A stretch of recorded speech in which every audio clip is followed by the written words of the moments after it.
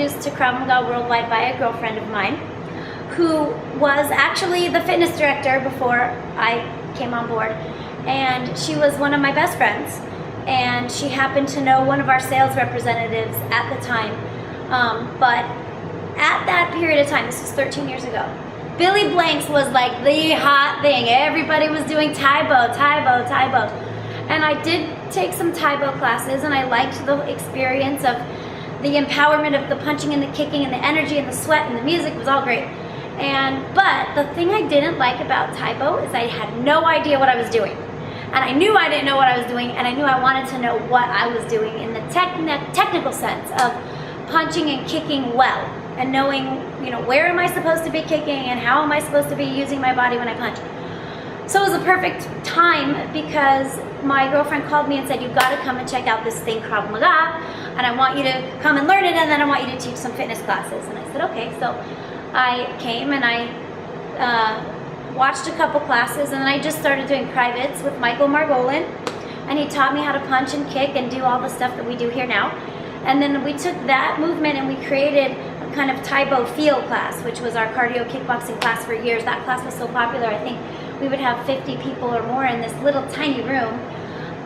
Music and energy and sweat, and it was very, very much like the Taibo feeling, but we were very specific on how were you moving your body when you were punching and kicking. So we added the component of the self-defense and still keeping the technique that we teach into that fitness program, which then turned into a bag class.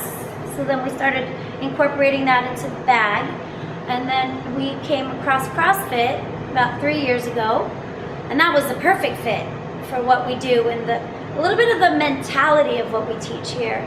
And really putting yourself under stress and being able to keep going and not stop, not quit, and just drive through is really a lot of what happens in a CrossFit WOD.